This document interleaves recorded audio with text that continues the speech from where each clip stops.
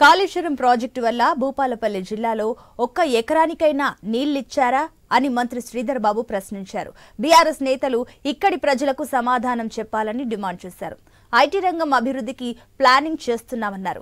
స్వయం ఉపాధి పథకాల ద్వారా మహిళలు ఆర్థిక ప్రగతి సాధించాలని శ్రీధర్ బాబు చెప్పారు. జయశంకర్ భూపాలపల్లి జిల్లాలో మంత్రులు పొంగులేటి శ్రీనివాస్, శ్రీధర్ బాబు, సీతక్క పర్యటించారు. ఈ సందర్భంగా ఇండస్ట్రియల్ పార్క్ నిర్మాణానికి శంకుస్థాపన చేశారు.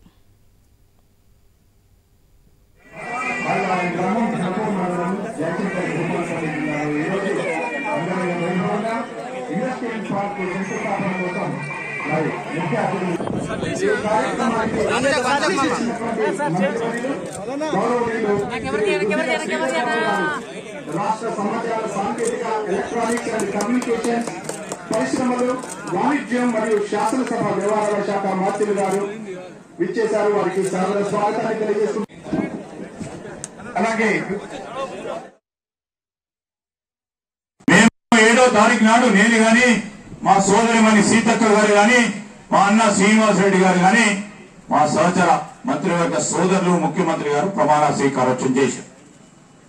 ఎప్పటి నుంచి మొదలుపెట్టినాం యంత్రాంగాన్ని, అధికార యంత్రాంగాన్ని ఈ రోజు ప్రజల వద్దకు తీసుకెళ్లే ప్రయత్నంలో 9వ తారీఖు నాడు కేబినెట్ సమావేశంలో మొట్టమొదటి మహిళలకు సంబంధించిన అంశం ఉచిత బస్సు సౌకర్యం కల్పించే కార్యక్రమం చేయడం జరిగిందా లేదా? ఏమ్మా మీరందరూ పోయినరా లేదా? బస్సులలో ఎవరైనా పోకుంటే చేయొద్దు, అందరూ. ధరణి వల్ల అనేక కుటుంబాలు రోడ్డున పడ్డాయని మంత్రి పొంగులేటి శ్రీనివాస్ రెడ్డి ఆరోపించారు. ధరణితోనే బీఆర్ఎస్ కొంప మునిగిందన్నారు. ధరణితో ప్రతి రైతు ఇబ్బంది పడ్డారని వారు ఆరోపించారు. కాంగ్రెస్ అభివృద్ధిని చూసి బీఆర్ఎస్ ఓర్వడం లేదని ఫైర్ అయ్యారు.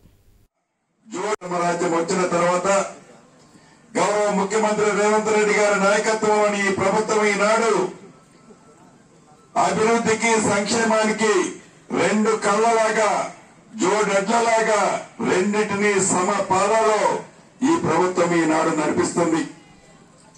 పెద్దలు శ్రీధర్ బాబు గారు ఒక చాలా దూరదృష్టితో ఈ ప్రాంతం కూడా అభివృద్ధి చేయాలని మీ శాసనసభ్యుల యొక్క పట్టుదలతో రెవెన్యూ ల్యాండ్ సుమారు ఒక 140 ఎకరాలు ఆనాడు ఈ ఆస్తిని వేరే వాళ్ళకి కట్టబెట్టారు. ఆ కట్టబెట్టిన ఆస్తిని నేను మంత్రి అయిన మొదటి 10 రోజుల్లోనే వచ్చి ఎట్టి పరిస్థితుల్లో దాన్ని క్యాన్సిల్ చేయాలన్నని నాతో సంతకం పెట్టించుకొని క్యాన్సిల్ చేసి ఈ భూమిని మీ అందరికీ ఇక్కడున్న యువతకి ఉపయోగపడే విధంగా ఈనాడు ఈ భూమిని పేదోడి ఆలోచనకు అనుగుణంగా మీ అందరూ అటు మంత్రి శ్రీధర్ బాబు నేతృత్వంలో పట్టణాలతో పాటు పల్లెల్లో కూడా ఉద్యోగాలు క్రియేట్ చేయబోతున్నామని మంత్రి సీతక్క అన్నారు. 10 ఏళ్లలో బీఆర్ఎస్ ఉద్యోగాలు ఇవ్వలేదని ఆమె అన్నారు. ఈ రోజు కొలువు కోసం కొట్లాటకు రావడం హాస్యాస్పదంగా ఉందన్నారు. ధరణి వలన అనేక ఇబ్బందులు పడ్డామని చెప్పారు. ఇచ్చిన మాట ప్రకారమే జాబ్ క్యాలెండర్ రిలీజ్ చేశామన్నారు. కొంతకాలంగా చూస్తే అభివృద్ధి అదే విధంగా జనాభా అంతా కూడా పట్టణాల చుట్టూ కేంద్రీకృతమవుతుంది. సిటీలు ఎక్కడుంటే అక్కడికే వెళ్లిపోయి మరి ఉపాధి కోసం వెళ్లి ఉద్యోగాల కోసం వెళ్లి అక్కడే వాళ్ళ జీవనం కూడా నడుస్తా ఉంది. ఇల్లులు కట్టుకోవడం, కుటుంబాలు అవన్నీ.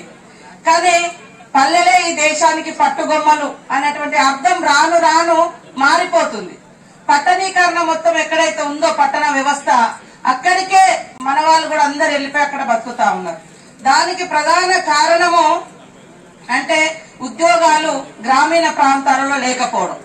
ఉద్యోగులంటే పట్టణాలలో ఉంటారు, రైతులంటే పల్లెలలో ఉంటారు అనేటువంటి ఒక